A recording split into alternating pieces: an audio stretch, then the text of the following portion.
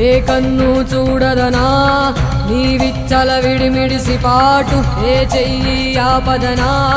తప్పటడుగే నీ అలవాటు అదృశ్య దృష్టిగా సకల సృష్టిని ను గమనిస్తున్నది లెక్కగట్టి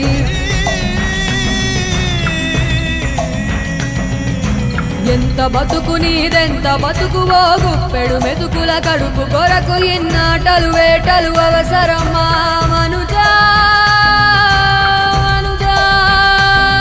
ఏ మారిత నిన్ను కబళిస్తుంది రమాయదారి పంజా